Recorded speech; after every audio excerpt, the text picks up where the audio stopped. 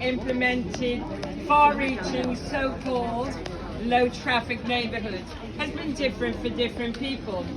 Many, but not all, benefiting from less traffic, love their newly granted privilege. We see them in the local press, on Nextdoor especially, on Facebook, on Twitter, trying to convince everyone that LTNs are saving the planet, bringing down car ownership, encouraging active travel, starting a cycling revolution, curing obesity, and almost, just almost, bringing everlasting world peace. The Ukraine sort of messed that up a bit for them, but those of us who read beyond the headlines know that none of this is true. Apart from sunny days during lockdown, there's been no significant increase in cycling, despite statements to the contrary, and no decrease in vehicle miles driven.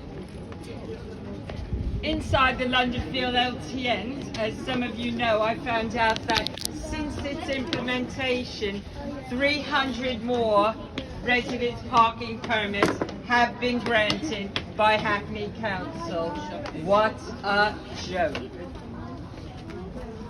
Okay, Hackney's own published figures about collisions show that there are 3 times as many collisions post-LTN on Dalston Lane. We've got a nursery, we've got a library, we've got a school, we've got loads of social housing, loads of families. How can this be right?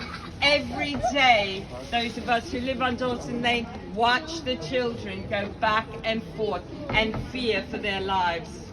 This is not acceptable. And despite the skewed data and a great deal of money spent by the council on propaganda to convince us otherwise, many residents are living with the negative consequences all day, every day. People like me living on what I call sacrificial roads, where all the traffic has been pushed, are not just inconvenienced, as we've heard already tonight. We are being knowingly and intentionally harmed, and in many cases by the council and the councillors we voted in as Labour voters. Why did they want to do it? Yes. The council asks us to celebrate School Streets programme, but refuses to acknowledge what Nailing said before. We've given them the name of 30 different schools that are being negatively impacted by post-LTN congestion. We have been ignored. Why is that? Why do the children at William Patton deserve clean air, but the children at Mossbourne, Rooftop, North Wall, Princess May don't? Does it have to do with parental income? Does it have to do with the language spoken in the home? What does it have to do with? The job that their parents hold? You tell me. I believe I spent 30 years teaching in Islington and Hackney. For me, every child matters. Yes, every child matters. You guys matter. You guys matter. We reject clean air apartheid for our children. It's just not on. One child's lungs are not worth more than another child's. And what about the delays to the emergency services? Footage of ambulances and fire trucks stuck in post-LTN congestion with nowhere to turn because of bollards and big plant pots. Now, I love a plant pot, but not those, I'll tell you that. And both residents and first responders are gaslighted continuously by our elected representatives. There's no problems with congestion, no ambulances stuck in it. Really? What about the footage I sent you, councillors? Now, a lot of people saw the statistics published the other day. Hackney is now leading the list in terms of delays to the fire services. Now, Hackney loves being the top of whatever, but that's not one thing that I'm welcoming. If your house is on fire, you don't really want the firefighters to have to get out and move a plant pot. I can tell you that for free. People report feeling unsafe down these, what one woman described last year as too quiet streets. But our mayor's reply was that he knew a woman who felt safer now that she could cross the street in her LTN without looking both ways, or some such nonsense. I think we should all feel safe. Hackney also claims that there's no increase in delays to buses. I can only assume that those lines of buses that so many of us see every day means that we've all succumbed to what I call Hackney mass hallucination syndrome, okay? That I can't be the only person who's gotten off the bus on Balls Pond Road and sort of texted Matt and said, I'm off the bus again, mate, I'm walking home. And I pass by those bus stops at the top end as it turns into Dalston Lane, and I see people older than me, people with crutches, people with canes, people with mobility aids, whatever, who can't walk. I'm lucky that I can still walk home.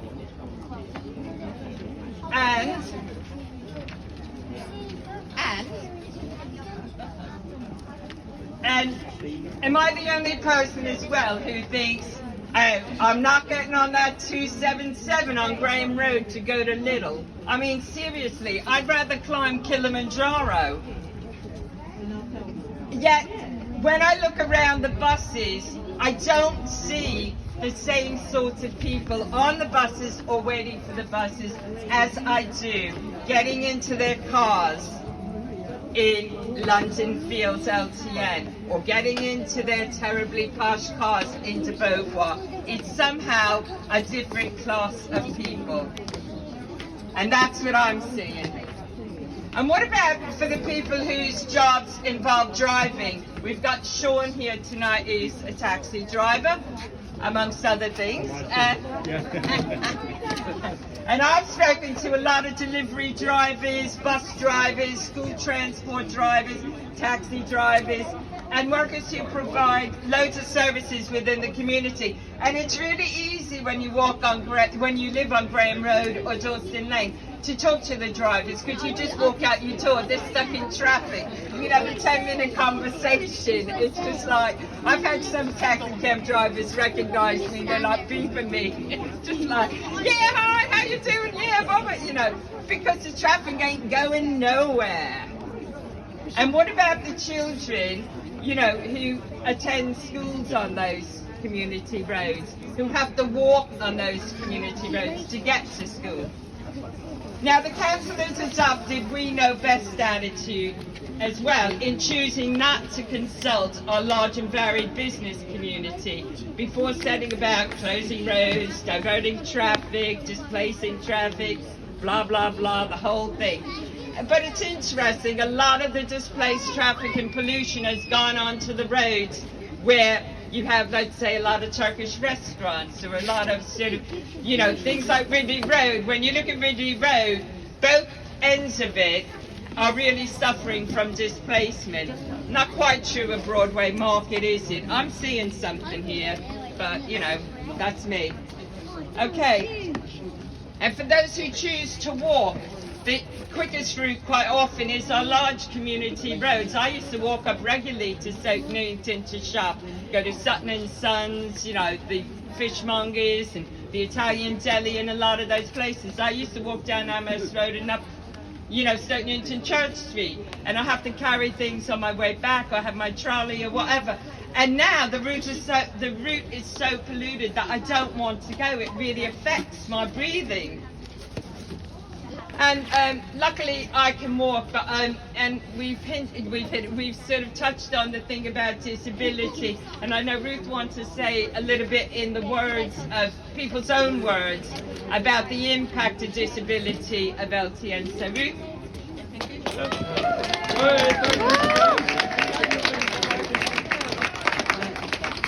You want to follow up a step?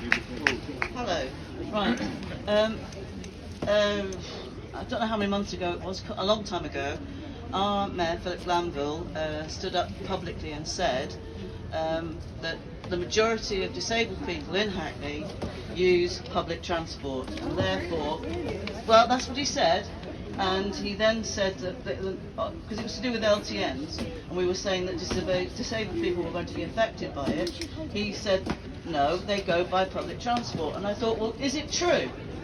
Is that true? And he didn't clarify how he got that information or why he said it. So I thought I'd find out for myself. So I set up a survey that I sent out to as many disability groups and groups across the borough, and asked disabled people and their carers what they thought about the online consultation, how they moved around the borough, how they felt in the borough, and then at the end they were given an opportunity to write down what they felt. So I'm not going to give you the statistics.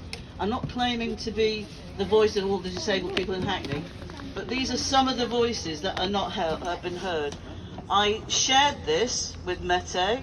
I shared it with Philip Glanville. I gave them an email copy of it, of the responses. These are what people actually said. I mailed it to them. I put it through the letterbox, hand did it, and no one's ever acknowledged it or spoken to me about it, or even got back to me and said, this is interesting, could we contact you, can you tell us a bit more about your survey? I gave them a link to my survey as well. And I'll read you some of the responses were. When I read these, it made me want to cry.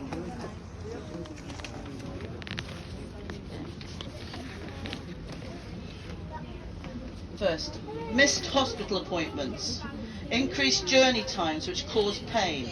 Increased journey times means more embarrassing episodes, as I have bowel cancer and can be incontinent. As a disabled person, I feel I no longer can access Hackney at all. I need to, as I have hospital appointments, and I work for a Hackney-based youth charity. I hate how they make me feel vulnerable when walking, as it's so deserted. These road closures have created anxiety, stress, fear of getting to appointments on time. I'm becoming a recluse, getting deliveries and not going out shopping or to see my family. It's a disgrace how my council has treated me. Taxis can't drop me off at my door anymore. Don't feel safe to go out. I'm debilitated from attempting to walk more. I'm fearful of public transport. It goes on. This is not just one person, this is 120 people. Stressful, more than cancer, more than COVID, delays on journeys to routine cancer treatments at Barts. I feel trapped in my own home. Most of our car journeys are short, but are absolutely necessary for our household to live. The extra journey times can leave me bedridden for days. My son's journey time to and from school has increased. Longer journey times means he gets distressed and self-harms more. Nobody drives in London for fun, although I think some who have advised the council on this plan think we do. We drive because we must, and the LTNs have made this pensioner's life much more difficult than it needs to be. My sister is disabled, and I am unable to visit her more than once a week, as it's impossible to get to her regularly now because of congestion and the LTNs. My husband has amputations, weak bones, heart failure and chronic kidney disease, so he cannot walk or ride a bike. It's as if Hackney Council are trying to cleanse the borough of the disabled. My mum and my daughter both have blue badges, and we spent all our savings on a second-hand hybrid car recently to help manage their mobility. Unfortunately, we are not exempt from LTNs, the family with disabilities, which makes the blue badges almost useless in Hackney. I was delayed on Graham Road while having a heart attack. The delay was caused by displaced traffic following LTN implementation. My physical and mental health has suffered as a result. And that's what I get. That's what I gave to them, and they've ignored it. It's disgraceful. It's disgraceful. And there's loads more. I didn't write them all down because there's just too many. And that's just the 122 people who responded to my survey. They haven't asked any of those people. They haven't asked these people what they think and how it's impacted on them. One thing I do know, from the consultations, they've done a small internal review. They've looked at the online, the street scene, is it called? I can't remember what it's called. Have Your Say? Well, they did look at some of the comments, and overwhelmingly they did one, I think it's focusing on disabilities, and they did a review back in May, June, I think it was June, which they published and they circulated. So Mete's seen it, Phillips Glanville has seen it, they had to sign it, I think, to say they'd seen it as well. And it mentions all these things back in June that these people have been saying for months that they've ignored. And what progress have we made since then? We're now in January. The only exemptions to disabled people is one bus gate on Church Street, and there's another exemption somewhere else. I think there's about 4 or 5 in the borough. But that's only for the car. That's only for companion badges. That's not for blue badges. I know. I know. And a lot of blue badge owners don't own a car. The badge is for the person. It's not for a vehicle. And the fact that companion badges are the ones that are easiest for them to check on doesn't help people who are disabled who have blue badges. That's if they can get a blue badge in the first place, because it's really difficult. It's not easy, and every borough is different. How many blue badges in this borough? That I don't know. I could ask. I could ask. Very important.